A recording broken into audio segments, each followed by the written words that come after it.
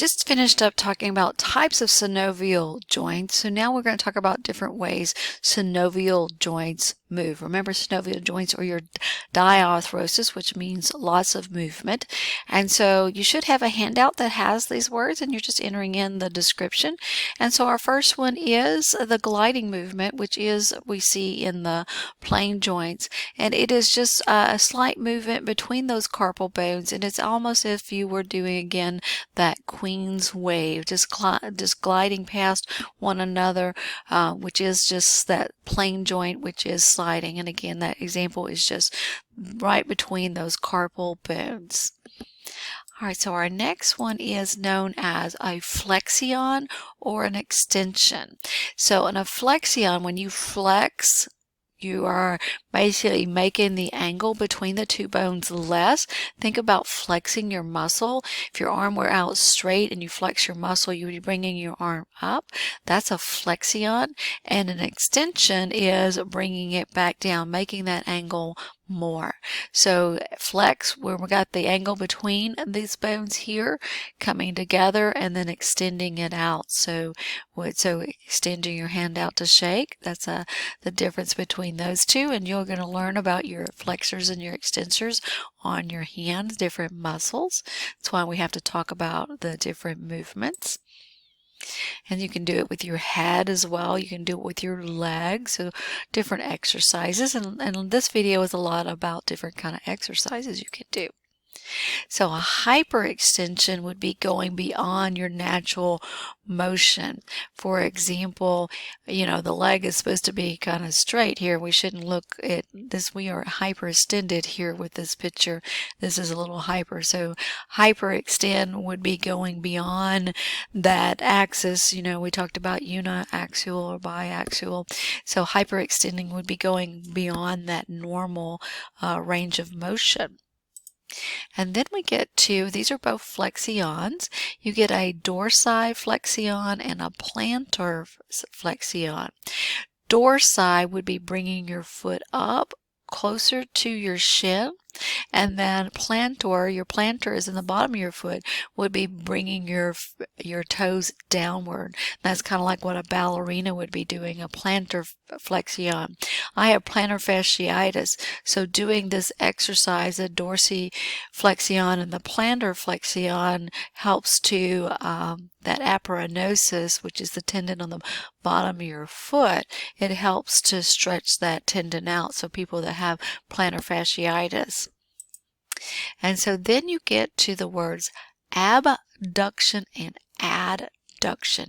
Abduction and adduction. So this one is AB, this one's AD. So do you see that?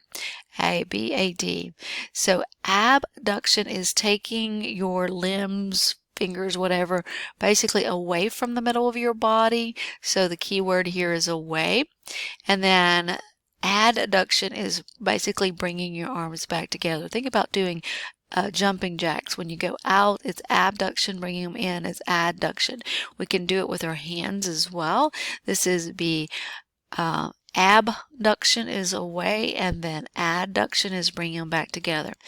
The way you might remember this is if someone were to get abducted, they would be taken away. So moving them out away from your middle of your body is abduction. Bringing them back together is adduction. And then you get rotation. Rotation is just what it sounds like, rotating. So you're rotating around either inward. So if you're rotating your foot, if you come inward with it, that would be a medial rotation. If you go outward, that would be a lateral. You can rotate your wrist. So basically moving it around the axis is a rotation. So then you get to circumduction. Circumduction is much larger than just a small rotation.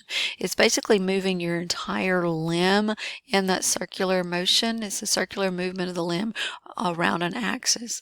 The proximal end of the limb stays stationary. What's the proximal? That is the one closer to where it's attached, and then the distal is what's moving. So think of you making large circles with your arm, and that exercise feels pretty good, by the way.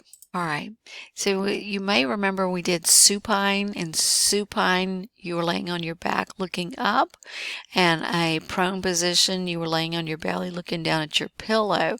Well, these terms can be used with your arms as well. If you supinate, then you are having your palms facing upward, and if you pronate, then your palms are facing downward.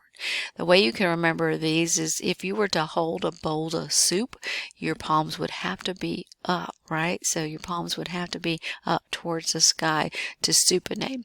And you're going to learn about some muscles that are supinators and pronators, and they are turning your wrist over and turning that arm around. And then we've got inversion and eversion.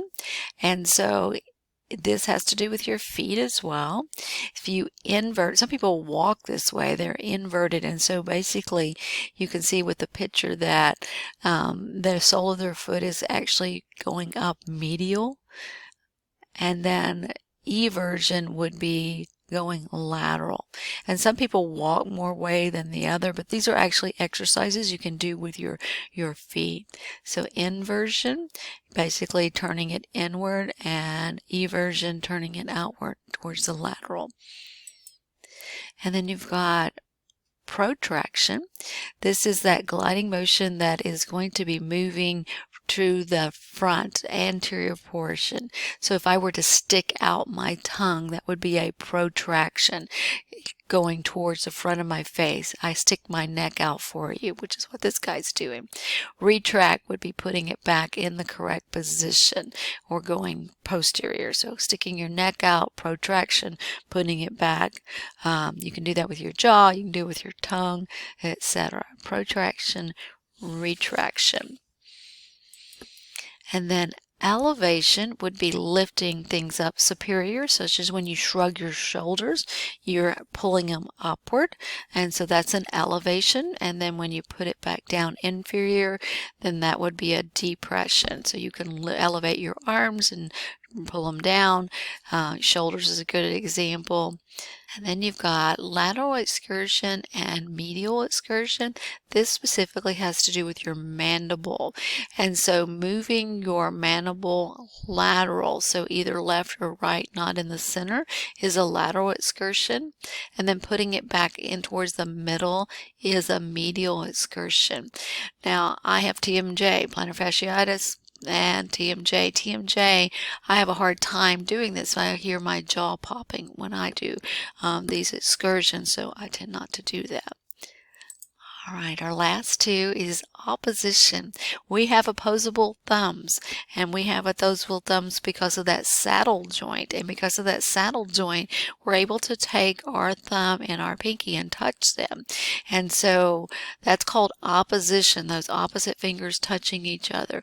Reposition would be putting them back in anatomical position.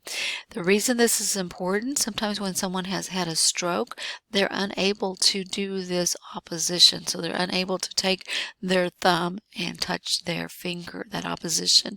Most of the time they can probably reposition. All right, these are the main types of movements for synovial joints that you need. See you on the next video.